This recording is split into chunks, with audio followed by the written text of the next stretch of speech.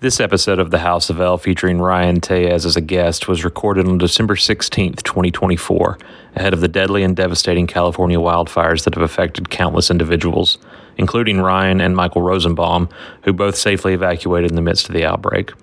While their homes were safe, many were not. Please consider supporting and donating to the California Fire Foundation to help aid firefighters and the communities they serve at cafirefoundation.org. Hi, I'm Al Goff. And I'm Miles Miller. Hi, this is John Schneider. Hi, it's John Glover. This is Justin Hartley. This is Steve DeKnight. This is Aaron Ashmore. This is Cassidy Freeman, and you are listening to Starkville. Starkville. Starkville. Starkville. Starkville, House of L. Starkville, House of L. Starkville, House of L. The podcast.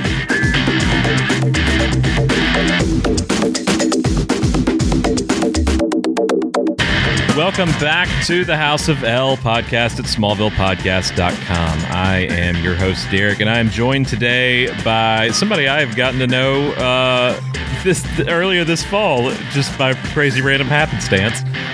He's a comedian, writer, musician, snappy dresser.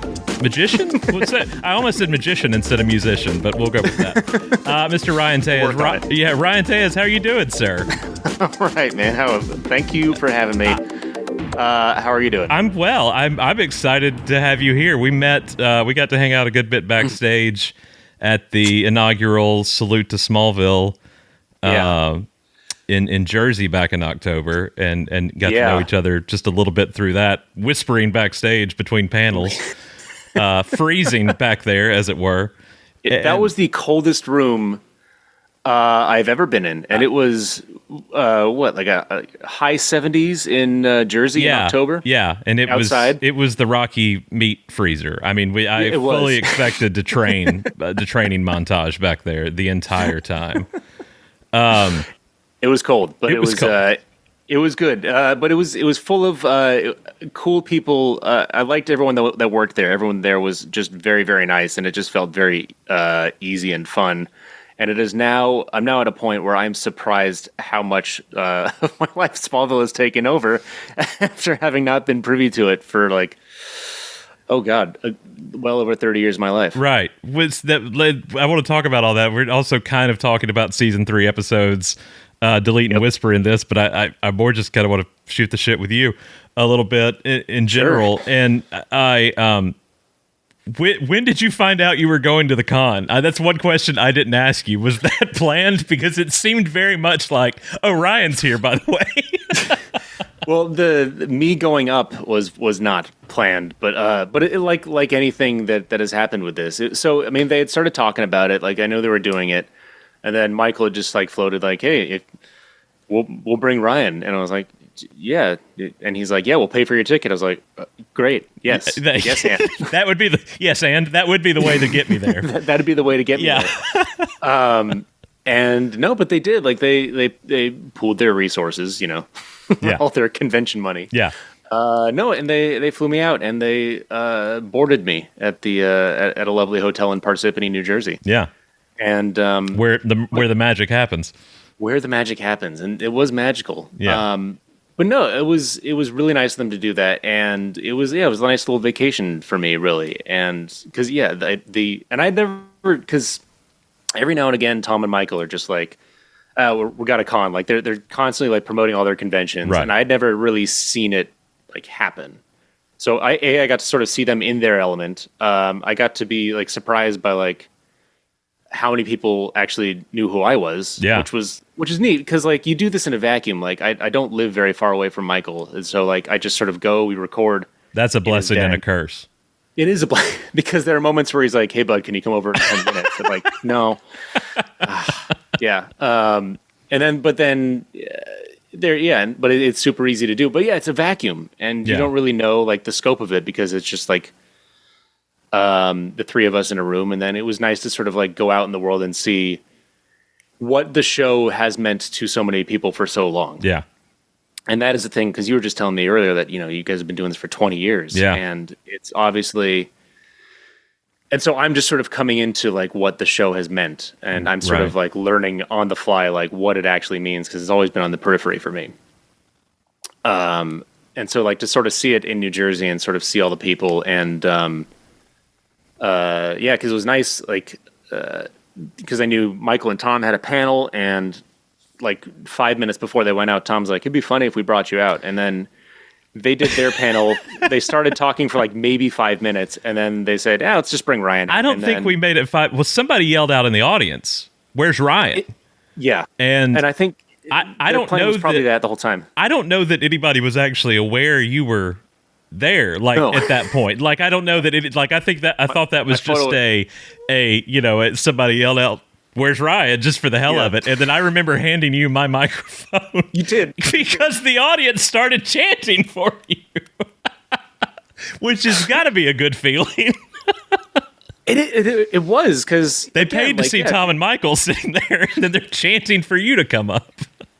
It was surreal, and it showed. I mean, yeah, because Michael took video of it, and it showed on my face. Like, I was just like, it's wild, and it was really cool, and very. It was cool, just because, I mean, they've done these panels dozens, hundreds of times at this point. Like, because this is just what they do, and so they could field more questions and give the same answers for everything.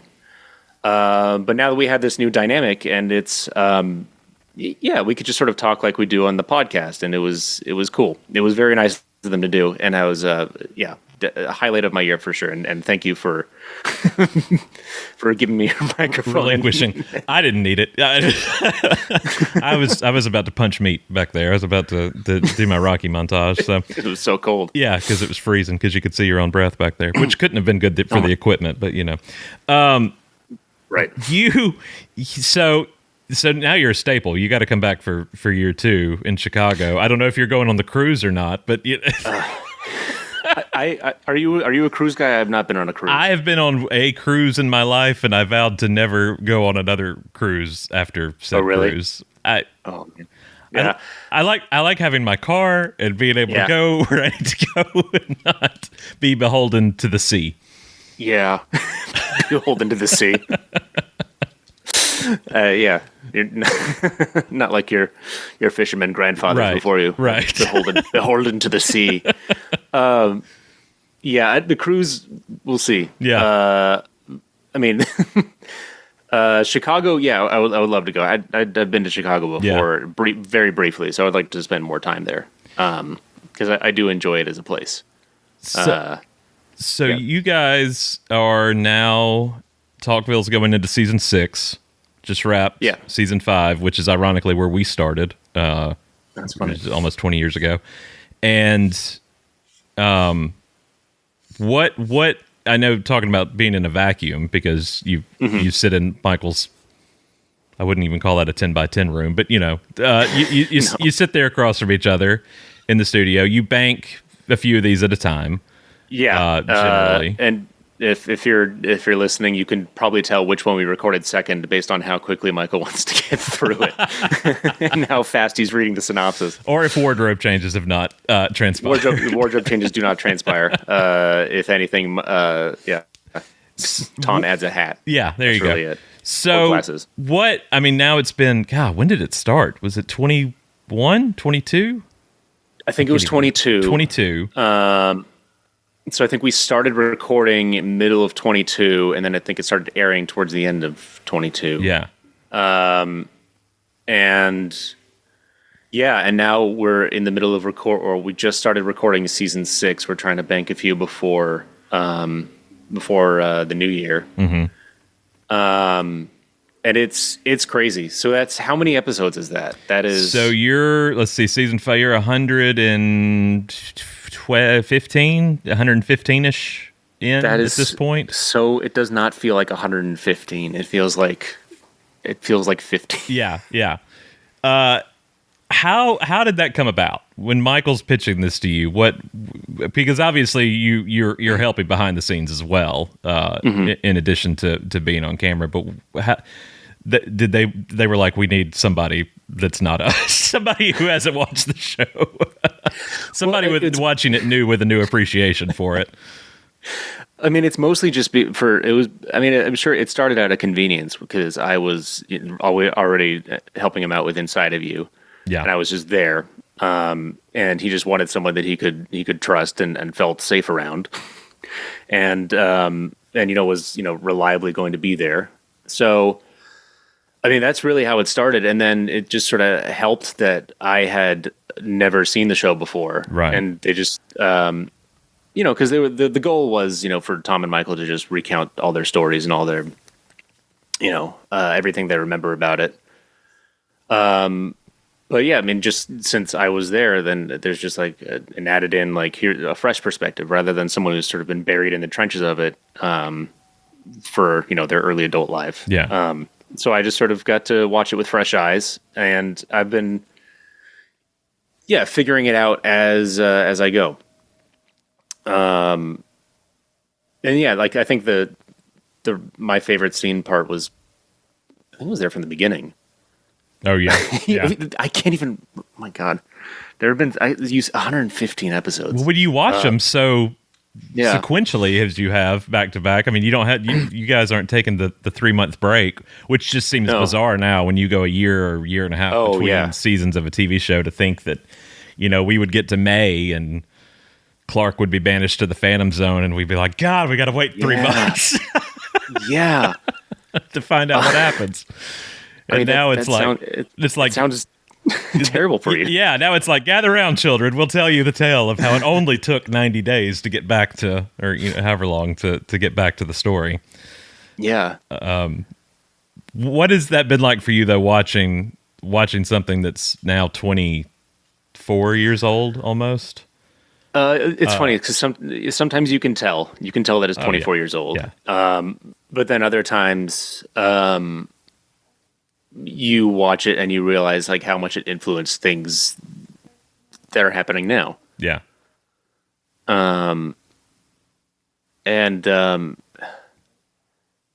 So like you forgive the parts that are 24 years old. Right. So, some of the, like effects and graphics and things, you go, yep. All right. That's fine. But you also realize like that's where it started, where like they were doing like big effects for TV, because I don't think that had happened before, really. Where you had to budget out for VFX, and so I'm sort of I'm understanding why it was such a big deal. Yeah. But then there are also other times where I'm like, I don't know, like I can see how it was sort of hard to watch. Well, we're easier to watch like on a week-to-week basis rather than sort of watching back to back to back to back to back. Like, so you can sort of forgive like the moments where they're like, or Clark like loses his mind for a second, which for me is it's harder to watch because I'm trying to watch these sequentially. But like, if you have a week where Clark is on red kryptonite, it's kind of fun because then you get like a week gap. Yeah. You're like, that was a silly episode, and it'll be back to normal next week. But yeah, so it's interesting. Yeah. And I'm learning and I'm growing. I'm interested to see. So how many of you recorded of season 6? Just the first 2. Just the we're first going to 2. do two more this week. So this is obviously when we switched from the WB to the CW. Yes. A lot of behind the scenes drama going on with the network at that time. Yeah. And I'm interested to hear. I know what Alan Miles have told me in the past, and other writers from the show, and what Tom has said, and I'm interested to see if they get into much. I think they will. Yeah. Because you'll hear about it. There were people that were trying to plot its demise at the CW that didn't like the holdover from the WB. Oh, really? And yeah. One of them being the network president at the time, Dawn Ostrov, did not like the show and actively tried to see it killed on multiple occasions. Oh my God! During her tenure at the CW, so that was an interesting time watching and kind of being on the, as you said earlier, kind of the peripheral, just being on the fringe of knowing some stuff behind the scenes from doing the podcast, but also just being like, I just want to watch my show. I just want my stories. Don't mess with my stories. Grandpa's got his program. Yeah, exactly. That's how it feels now. I tried during lockdown to get my 13-year-old daughter to watch, and I think we got maybe to the third one, and she was like, "I'm out." Oh, really? She didn't have much interest in it whatsoever. Because it, like you said, it is dated in many ways. But I find more and more people, and Craig Byrne at Krypton Site and I have obviously co-emceed the con with me in Jersey. Mm-hmm. We talk about this. Like, I was shocked at the number of people at that convention that were children or not alive when the show premiered in 01. Yes. And of course, I remember the night it aired. I was there. I was locked in. Yeah. I was.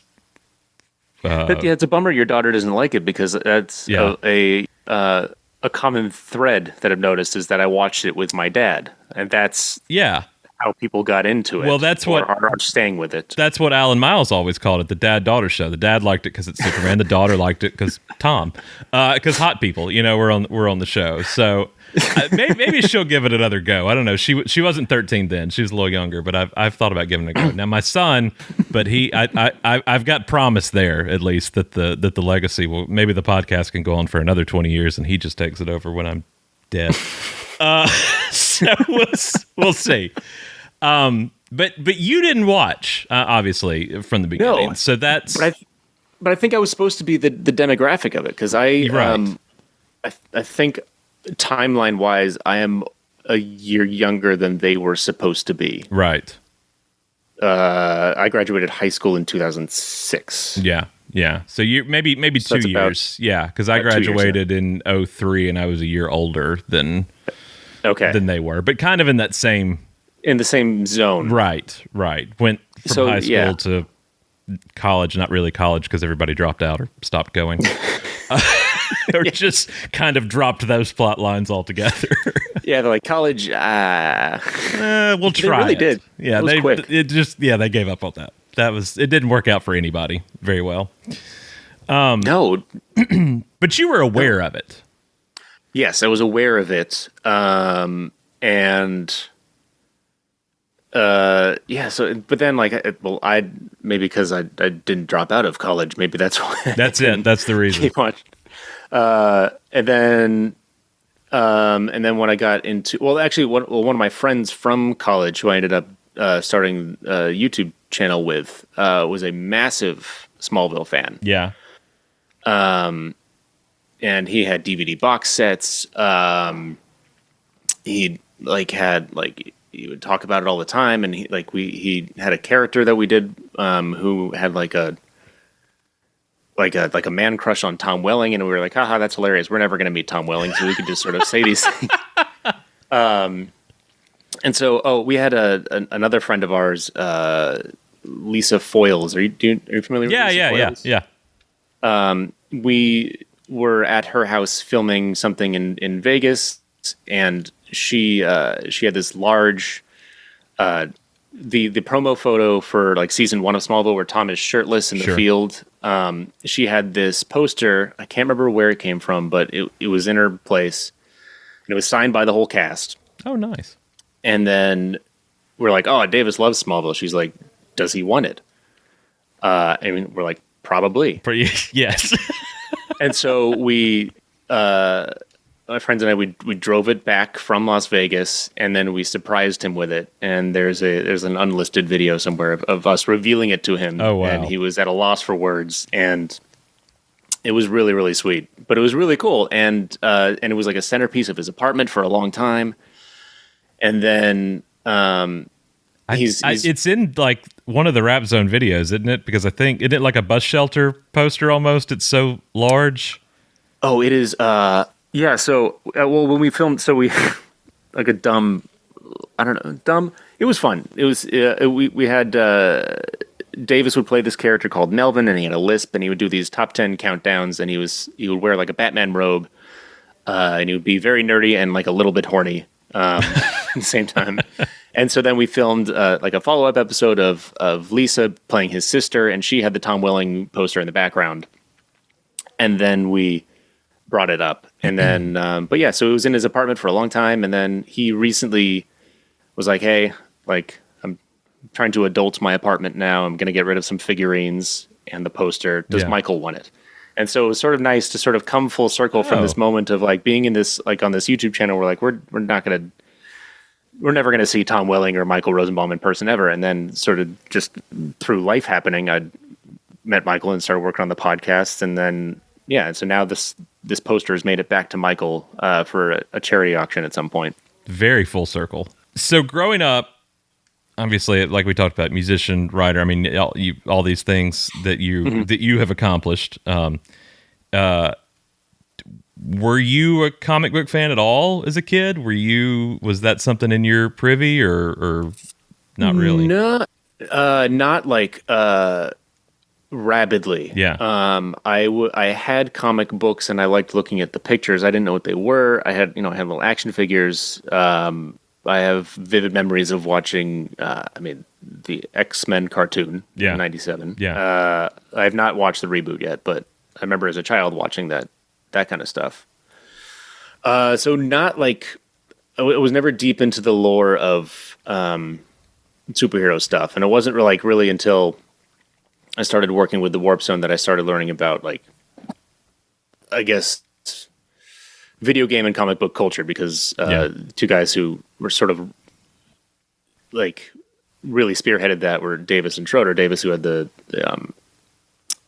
Tom Welling poster, and Schroeder, they were just like really immersed in it. And because we had to make content based on that, I sort of had to do a lot of, again, it's sort of similar with Smallville, is like learning about the culture on the fly and trying to making content and also learning about it. So I wouldn't say it was like a huge part of my childhood per se, other than I was a boy growing up in America. Yes, I loved superheroes. Yeah. Yeah. It comes with the territory. It comes with the territory. And that's one thing about Smallville that I love is it, as far as where we are now and kind of the status quo of what's on screen and what you can download or stream or anything that's easily attainable. Like, it was just this one thing on a network, and it was before, the MCU or anything that everybody clamors for, nowadays. I mean, even the first, the Tobey Maguire Spider-Man movie, I mean, it predates all of those things. Yeah. Yeah. I remember that very well. Which is weird to think about. But then you walk out on stage at a convention and you see all these people clamoring that grew up watching it, or dads now watching it with their kids, or people weren't alive then, and you kind of get that feel of why it's become so much for so many people. Why do you think that is? Why do you think it's become this kind of long-lasting legacy of something? Because when you get into the Superman mythos, there's so many different iterations, and I mean, literally, there's about to be a trailer this week for a brand new movie. Another show that owes Smallville so much just ended 2 weeks ago.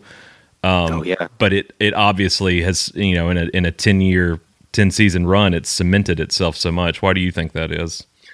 I mean, I think it did a good job of blending the superhero stuff with just real life stuff. I think it was a perfect combination of just like growing up in a small town and also dealing with the superpower stuff, which I think which elevates it.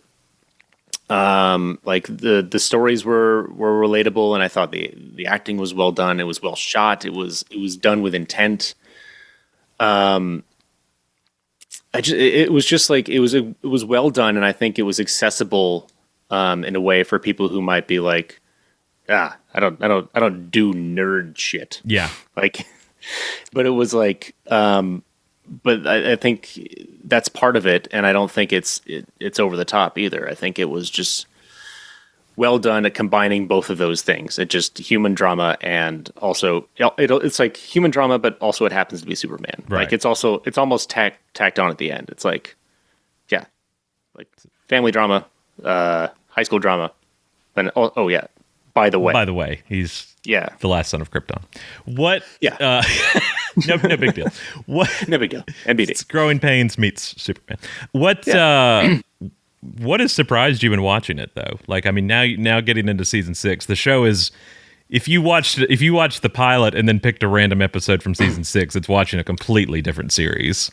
Yeah, that's why. So when you were talking about like watching, because you the season 3 episodes that you wanted to cover today, and because I started to watch, I was like, oh my god, this is such a far cry from where it is now. It's crazy. Yeah. But you don't really notice it when you're watching it like in sequence, just week to week. You're just like it feels very natural, and it doesn't feel like a massive jump. But if you're to jump back in time, it does feel like a massive jump. Yeah. And it's also surprising like how good the good episodes can be, because they were I guess a couple episodes ago you did Shattered, which I recall blowing all of us away. Yeah. It and Asylum back to back are the really good 2-parter right there from Michael. And it was, and you could see, I mean, because the other thing is like when I had met Michael, he was just a guy who had some friends over to his house. Yeah. And everyone's like, oh yeah, that's the actor who played Lex Luthor. And I went, huh, interesting. Yeah, exactly. It's just totally brushed it off altogether. just like being a goofball and just like farting very loudly. Yeah. Very loudly. Yeah. We know he loves his farts. Yeah. And then to watch him like do dramatic acting at first, I was like, that guy, come on. Really? But now, like, and then you watch the bloopers. Then you watch the bloopers, and you're like, "Oh yeah, that's the same." Yeah, that's it. Oh, the one where he's like strapped to the thing, and what Jonathan Taylor Thomas comes in. I can't remember what episode that is. That was Asylum. That was the one after Shadow. Yeah. Yeah, absolutely. So it's interesting to me to watch so many consecutively, because the show had 3 definite arcs. Seasons 1 through 4 were very much the high school, the boy. Yes. And then 5, 6, and 7 are kind of the boy becoming the man, after Jonathan dies, and, going through all that. And then 8, 9, and 10 are essentially are Superman, just not in name by that point. And it can be real whiplash to watch, a season 2 episode and then watch like a season 10 episode, and you're like, this is not. I'm very excited, and obviously, if you were not listening to TalkVille already, you should be. And if you are listening to it, you should be going to patreon.com/TalkVille and supporting them, if for no other reason than I am very anxious to see what happens after season 7, because I really would love to hear Michael talk about 8, 9, and 10. And I'd really love to hear Tom talk about 8, 9, and 10, because obviously that's when he takes on the executive producer role with the show, and he was a lot more hands-on and cool. and directing and things of that nature. And he to hear him talk about it, just from when I've talked to him, but to hear him talk about it on the podcast from a producer standpoint is interesting as well, because I know he retains a whole lot more from that time period. Yeah. Too, which is easier. I mean, when you think about 10 years ago versus 23, 4 years ago. Yeah. I mean, the other thing with him is like, I think they were so in the trenches of it and filming so many episodes, and especially Tom just like doing so many days and so many hours. And it took him, because I think he said a couple times, it took him like to this, like, if you had asked him like even 3 years ago to start the podcast talking about Smallville, he would have said no, because it is so fresh and raw, just all of the stress and the pain of it and trying to work through it. That I think there's a lot of stuff that he tried to block out, and he was just trying to like get through the day. Yeah. I mean, he was run ragged. And I've enjoyed watching, because I think in some ways it's been very cathartic for him to go through this. But I also think he's gotten to see, like you were talking about in that vacuum, he's kind of gotten to, he sequestered himself through so much of that during the original run. Yeah. And didn't do, I mean, when he came to Comic-Con in the last couple of seasons, that was such a huge deal. Oh yeah. I mean, I remember the night let's see, the week the finale aired, he did. Was Fallon hosting the Tonight Show yet? No, I think he was still hosting Late Night. I think it was during that whole Conan Leno brouhaha. Oh my God, was that 2010? Yeah, 10, 11. Yeah. So, but I think Fallon was still doing Late Night at that point, and Tom did Fallon the week of the finale, which was rare and fun to see him cut loose with it a little bit. And I know, obviously he was months removed from filming at that point, just doing the work for it. But I've enjoyed getting to hear him talk through it and appreciate it on a way he couldn't have appreciated it back then. And Michael too, same way. Oh yeah, definitely. But I know for him it was a very personal thing, and it's nice watching them cut loose with it a little bit, have fun with it. Oh yeah, definitely. And obviously you as well for getting to be there with them in the room and watch the first time, because I know that gives them a fun perspective. Yeah. Also, if they're confused about something, they ask me what I thought about it, and I'm like, guys, I'm also confused. you were there. There's so much more confusion to come. I'm so excited. There's some things. I remember Aaron Ashmore talking to me one time. The episode. Well, I don't want to spoil too much for you, because I don't. That's another question I have for you. How much are you spoiled? What do you know coming down the pipeline? I'm pretty sure some people. I'm pretty sure I know about a death. Mm-hmm. I know about people leaving. Yeah, obviously.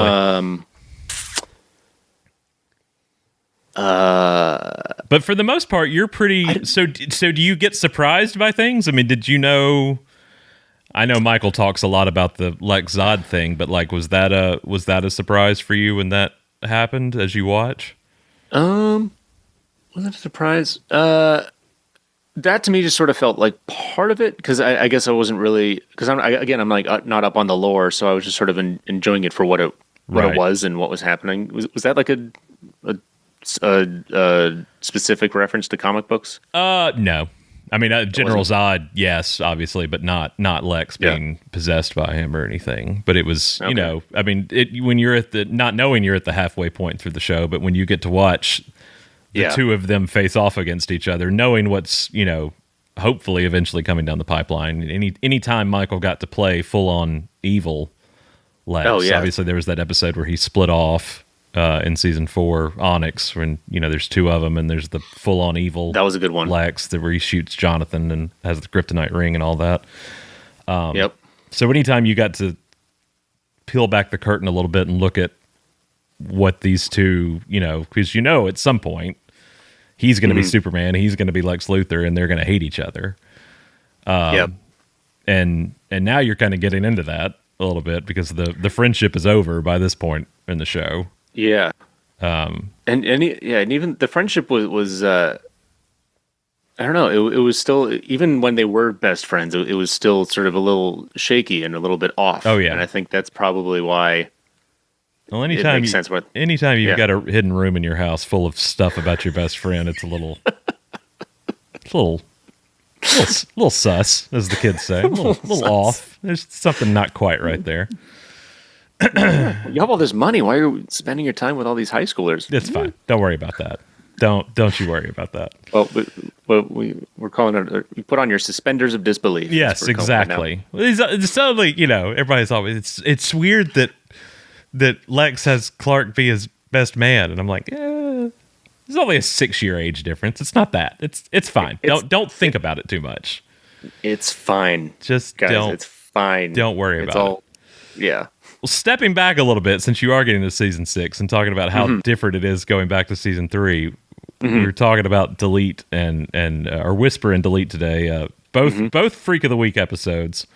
Yeah. But one of them being a legacy episode, because Clark does get one of his abilities. Right. Two that I have not revisited in a long time, but rewatched last night, and then went back and watched both Talkville episodes for it, which seems like, as you said, an eternity now in some ways, because of how vastly different the show has gotten. It was still very much the high school WB drama. Yeah. Just with, meteor-infected freaks at that point, and now you're flung off into the Phantom Zone, and Kryptonian ships are arriving, and yeah, it feels so far removed. Yeah. Just like to see like a jewelry heist like in Smallville, like what?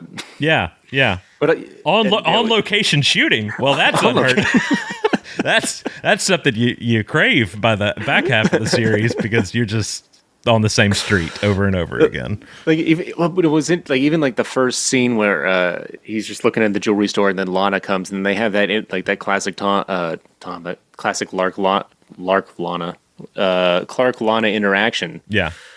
And it's still I was watching it. I'm like, just like, wow, we're still doing that. We're still lying to Lana, like even in season 6, like because I think I even like mentioned it like an episode we just recorded. Like, why are we still lying to her? And watching this, I was like, man, this has been going on a very long time. Because it's tradition. Because it's tradition. Gaslighting all of his friends and loved ones is the way of the world. I love always hearing people talk about that Lex wouldn't have turned out evil had it not been for Clark. Just gaslighting him for years. It is. I mean, look, I we talk about gaslighting all the time now, but like that was classic. Yeah, that's some classic gaslighting. Yeah, and they turned on you, Clark. Even of course they did. Even I get to when you start talking about Chloe and how deceptive she is through the show, because I classify her more often than not as a villain, because time and time. Oh, really? Again, well, she just and I don't dislike Chloe. I disliked a very loud fan base that was confident that she would turn into Lois Lane and tried to just. I mean, the Wayback Machine of the internet back then. I mean, it was rabid. I mean, the shipper wars were, and I know that's something they don't talk about a lot on the show because that was, they hated seeing. I mean, Kristen and Erica hated being pitted against each other, and they should have. It was, they were horrible people. Online that were just so rude, and Allison's people as well that were just all so mean to each other. This couple is in game, and this couple, and I'm like, dear God, I just want to watch the Superman show. Can we not? He's been with Lois Lane since 1938. End of discussion. We don't need all these other. Well, were they trying? I mean, I don't know if we'd, because it sounds like they were trying to plant some seeds, especially in these 2 episodes. Per Alan Miles, Chloe was always just Chloe. Lois's cousin. She was. It was a mandate from DC that they were not able to use Lois from the beginning, and so they needed that kind of pseudo character to take on that mantle. And I mean, I was always glad she wasn't, because more often than not, she was stabbing Clark in the back or going behind his back and doing muckraking for Lionel and all this other stuff. So. I never wanted her to be Lois. When we got to season 4 and Erica got there, I was so elated that it was such a breath of fresh air for the show when she came on the scene. She really was, and you could feel it because I think by the end of season 3, it was starting to get a little bogged down in just melodrama, and she was a breath of levity that I think the show needed. And I've said this. I've said this to Tom. I think Tom's even said this in panels with Erica. His demeanor changed so much when she came on the scene too. The way they acted off each other opened up new doors for him. Because I mean, he's outright said, I was those first couple of seasons, I didn't know what I was doing. He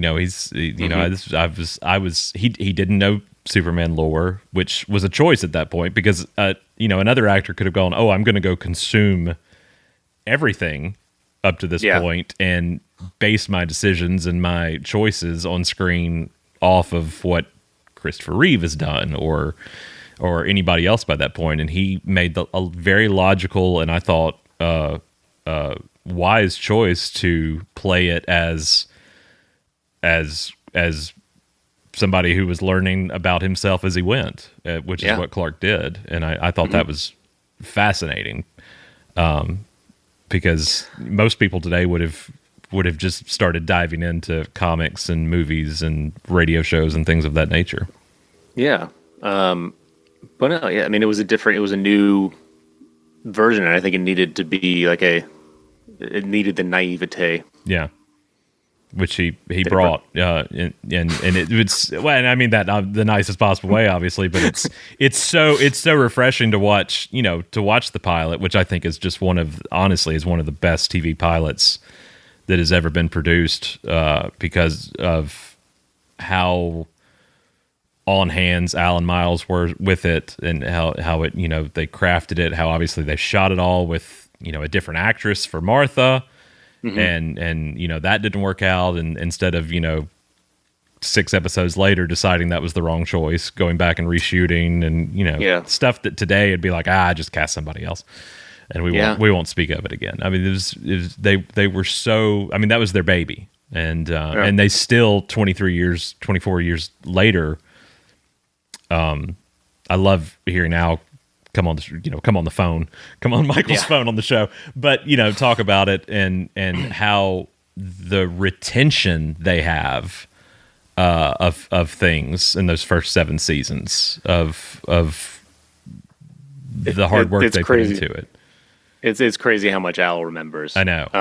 But it started everything for him. I mean, look, geez, they're working with Tim Burton now. Yeah. Yeah, they just did a Beetlejuice sequel. Who would have ever thought in the 2024, the year of our Lord, we would get a Beetlejuice sequel? Written by the guys who did Smallville. And Spider-Man 2. Yeah, it's crazy to think about.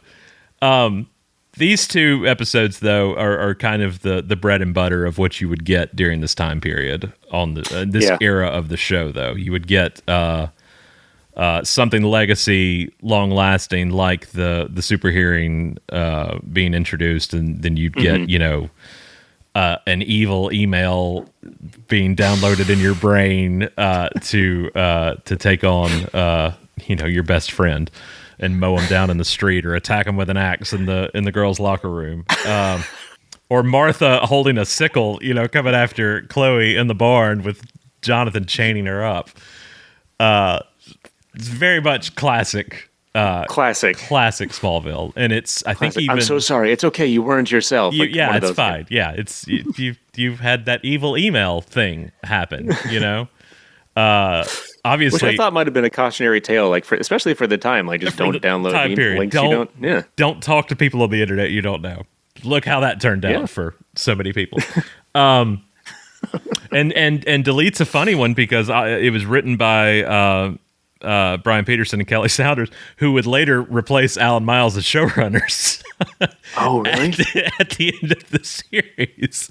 So when you go back and watch some of these early episodes, you're like, that's who's going to be in charge of the show one day. Oh, weird. Making, informing those decisions. But it was the WB. It was 2003, 2004. These were in January of 2004. So we're coming up on January of 2004. 21 years in a few weeks of the anniversary of these 2 episodes, which is, as I said, off air with you a minute ago, makes my bones creak. When we talk about that, it's like, I remember watching this that night in the high school, and I'm gonna go take my back pill now. How times have changed. So but kind of tell me about watching, because you said you went back and watched the 2 episodes you guys did for this. What is that like now? Because you don't think about it when you get to a season 6 and you do watch everything that's going now, and then you get dropped back into 3 years ago, and you're like, things were much simpler at that time period.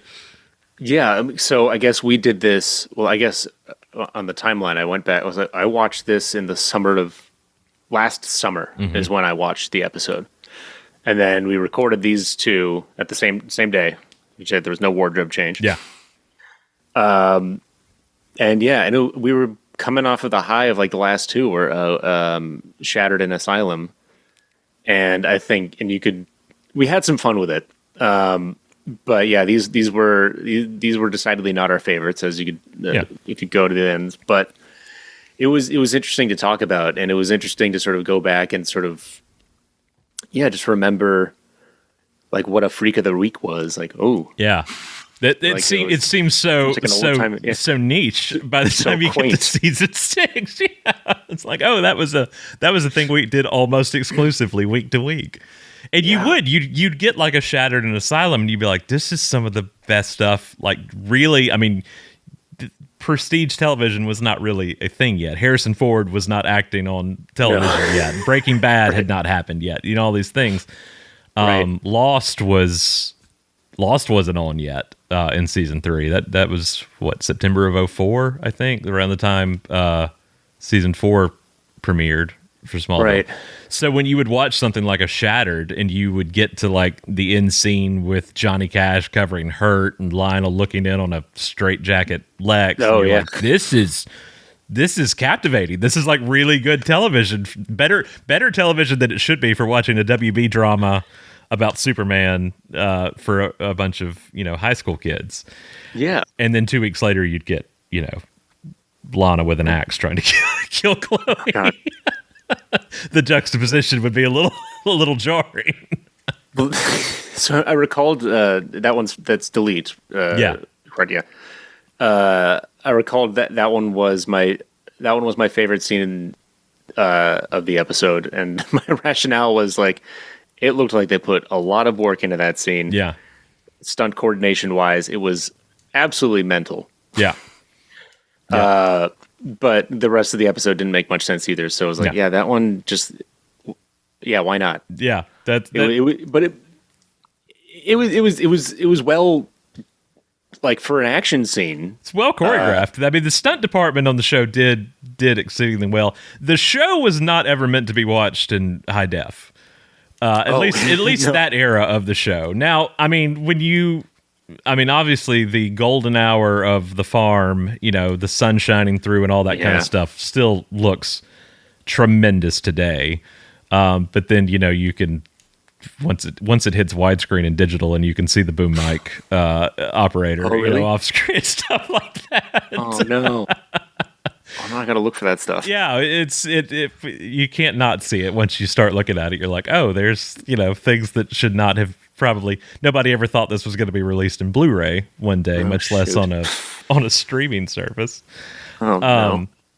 So, but I say that to say when I was watching last night, specifically that fight scene, I was like, oh, that's not Allison and Kristen at all. That's you can very clearly see I mean, you know that watching, but when you can clearly see the face of the stunt person. Oh my God.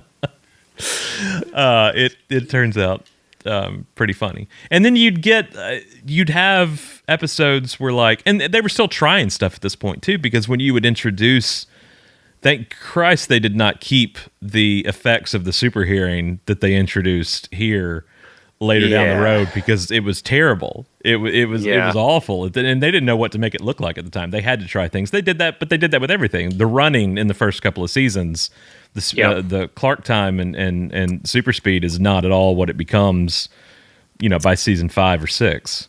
No. Yeah, no, the inner ear. Yeah. It was bad. Well, you do what you can with the resources you have. Yeah. And yeah. And even by the time they get to, well, let's see, you've watched the first 2 episodes now, so now you know he's got super breath. Yes. In season 6, and that doesn't even, that was still trying new things. By the time we get to 7 and 8, it doesn't even look like that anymore. Because at this point, so by mid season 3, we're introduced to the super hearing, and laser eyes we know, because that was in the cold open. Yep. He's got heat vision. He's got obviously speed and strength. Vision, but so, and of laser course eyes. We were laser eyes, and of course we were so, you know, the internet being what it was in 2003 and in season 3, getting spoiled was not a thing back then. I mean, Twitter was still 3 or 4 years away at that point. Mm-hmm. We had the forums on Krypton's site, but that was about it. The cast wasn't really doing interviews, so there wasn't a whole lot to talk about. So when Clark starts wearing glasses in the middle of an episode, you're like, oh, they're keeping the glasses. Like he's going to have the glasses for the rest of the show now. Dumb children. You're dumb children for thinking that ever at that point. But I can vividly remember being like, I think he's going to keep the glasses, and that's why would he do that, Derek? That doesn't make any damn sense. His vision's fine. There's no reason for him to be concealing his identity at this point. How times changed. Oh God. Yeah. Oh, poor naive, innocent, sweet summer child, Derek. I remember people talking about like, is this Brainiac? Like when we got into with the email deletion and the brainwave and all, that stupid stuff. It was like, oh, this is like an homage to.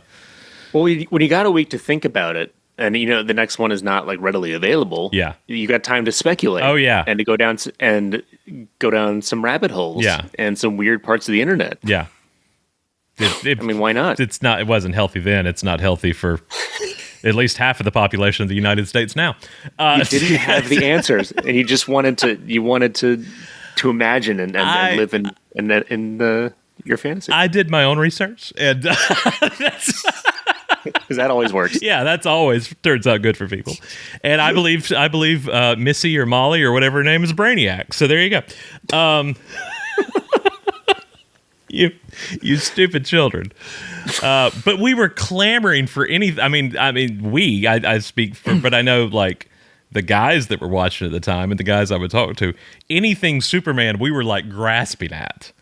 Yeah, because it wasn't going to give it to you. No, it was still early days, and it was still Why wouldn't they just sort of throw little things at you that little breadcrumbs for you? Breadcrumbs, yeah. I say especially over the last few years, it's not, you don't feast as a Superman fan. Unfortunately, if you're a Batman fan, you feast. It's pretty much famine as a Superman fan. Now it's gotten better over the last couple of years, but we were in a drought for a long time, especially after Smallville ended. And so any time that something would happen on the show that was like, it was like the Leo DiCaprio pointing gif from Once Upon a Time in Hollywood. It was you just shoot up in your seat, because you'd have. Yeah, we got super hearing, and oh, thank God, he's. The whole idea of like puberty and getting that is how he as he was getting older, he was developing more things. It was an interesting take, and then you get to season 6, he's like, oh, you've run yourself ragged, you have a cold, now you have super breath, which has been a while since I've revisited that, but I do at least remember that being how he came about, because he was trying to clean up so much from the destruction. And I had a line I was going with that, and I've completely forgotten what it was now. But you get 2 episodes like this, and then you'd get Hereafter, which I think is the next one, where the kid sees how people die. Yeah, it is. And like within the first 20 minutes of that episode, you see Superman's cape, like in the infinite space, like when he touches Clark. Oh, right. Yeah. And like that was top tier entertainment. That was, for at my age at that time period, I was like, that's the best thing I've ever seen. We just saw that they gave you something. Yeah. They finally gave us something. So did Superman Returns? That's the poster behind you. Is that the Brandon Routh? Yeah. But that came out at the same time. So did that feed any 6 ish? It was interesting, and Alan Miles have talked about this on the show, what they were allowed to do versus what they weren't allowed to do, because they were trying to get a new franchise off the ground. Right. At that point, and even the teaser trailer for Returns premiered during a season 5 episode. Interesting. And we would have, I joke about this, we were the original Smallville Knights, especially in college, because when Smallville was on, everybody came, we would barbecue, we would grill out, we'd have like 20 people over to watch. Oh my God. Now there were only like the 3 or 4 of us that started the podcast, or that were doing the podcast with me after I started it. Were there to watch. The other ones were just kind of it was our improv group and stuff, like you can attest to that. It was very much, we're kind of watching them watch, because it was, it was turn your phones off. Be quiet, which was easier to do in 2003 or 4.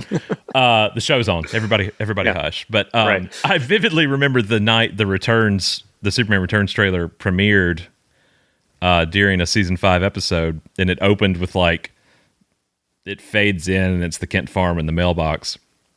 And one of my buddies, who was not really into any of this at all, just came over for, free food. We were in college. It was free food.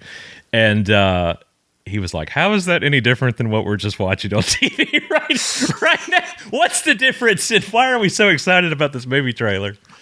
I was like, because he hasn't been on screen on the theatrical screen since 1987. It's a big deal. Be quiet. It's not that different, but it's very different to me. So, yeah, it was, and then that bombed. And then, we get Smallville ends and we get another new movie. And then that pretty much bombed. And that whole franchise comes crashing and burning. So it was breadcrumbs from the show, but it was also breadcrumbs just from getting anything Superman whatsoever in general. Well, it's tough with a guy. I think it might have been easier when at the inception of Superman, which is like the 30s, to imagine a guy with all these sort of superpowers and just sort of like, I don't know, place like Truth, Justice, and the American Way or something, like on the guy, and like, but then once you like sort of have like this lore around him and like he's been established in the comic books and like just sort of like. It's hard to like ground a guy who can do everything. Yeah. And I think that's what people run into when speculating, like what they run into when they're trying to make a movie about Superman is like, how do you ground him? And I think it seems to be that the only thing that has done that to this point is Smallville is like sort of like literally brought Superman down to earth and sort of created like a rounded, like human version of Superman that is relatable. Yeah. Which is probably why I mean, back to why we think it persisted. I think that's probably got a lot to do with it. And yeah, I just think it's really interesting because it is tough to translate Superman in a lot of ways. Yeah. And they did a good job of translating him in a digestible way. Yeah. And it's also, I mean, when in 1938 he couldn't fly. It was leap over. Really? Yeah, no, he was leap over tall buildings in a single bound. He could jump. Whoa! But he couldn't fly yet. That all came later. The Daily Planet. The only thing that was on the scene from the beginning was that the outfit and Lois Lane. Pretty much everything else came after Action Comics #1. But those are the Clark Kent reporter changes into Superman. Lois Lane, intrepid reporter. That was pretty much it.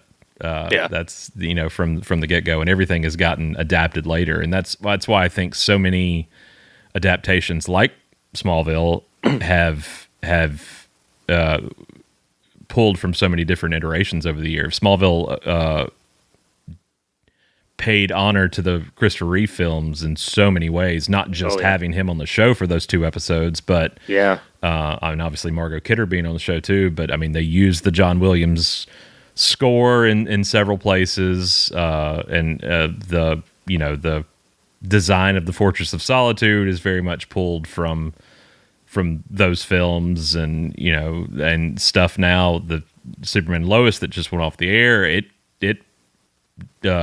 homaged Smallville in many ways. I mean, they literally, as adults, as parents, Clark and Lois moved back to Smallville and moved their children there with them. So it was, in a weird way, it was kind of like watching Smallville season 25 in some awkward ways. And there's obviously comparing and contrasting there, because you're like, oh, they did that, or they didn't do that well, or then they moved back and Lana Lang's there, and you're like, oh my God, are we going to go through this all over again? But it wasn't Kristen though. Was it? No. Actress? But it was, it's funny because that ignites shippers all over again, and you're like, oh my God, nothing has changed in 2 decades. So, but it's fun. It's that's why we still sit here and do this, because I don't play golf. This is my hobby, I guess. I don't hunt or anything like that. This is what I do in my free time. I talk about a 20-year-old young adult adaptation of Superman on TV. But it's been fun. watching you three because, and I said this to Tom and Michael during that first panel that night in Jersey. I was like, if you had told me 20 years ago that you two or you three would be doing a podcast about it, I would have outright called you liars because you were all so far. They were all so far removed from it. At the time, because it wasn't. Thank God the show didn't exist in the age of social media.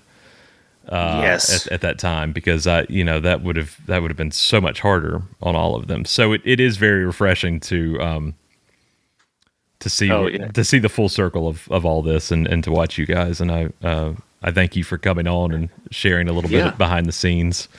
Of course, I mean, I'm. It's cool.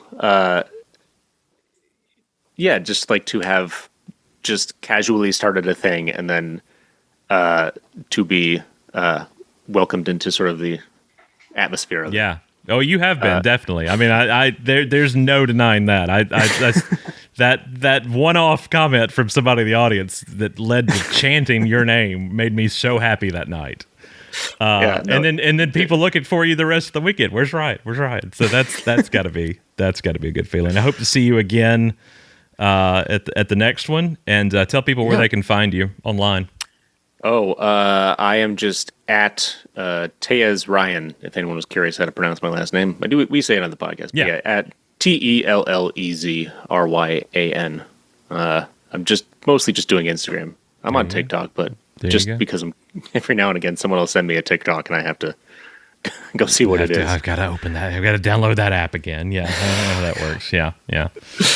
Well, good deal. We'll keep watching TalkVille as they head into season 6 with Tom and Michael and Ryan. And again, head over to patreon.com/TalkVille where you can support the show and be in their inner circle over on Patreon, which allows you a lot of things, being able to converse with other fans there. You get to see episodes early. You get to all kinds of behind-the-scenes content, which is great bang for your buck if you are supporting them. So please do that. As for us, you can find us always smallvillepodcast.com or at Smallville Podcast on the internets, wherever you internet at Blue Sky, Threads, Instagram, TikTok, all those good places, because I'm too old for do all that stuff. So thank you to my social media guy, Tim, for handling all of those things. Ryan, thank you again. I really appreciate you coming on. Derek, thank you for asking me to come on. This has been a lot of fun. We'll do it again. Specifically, there's a few episodes I definitely want to talk to you about down the line. Just send me a message and let me know. I'll happily come on again. We'll do it. Thanks, man.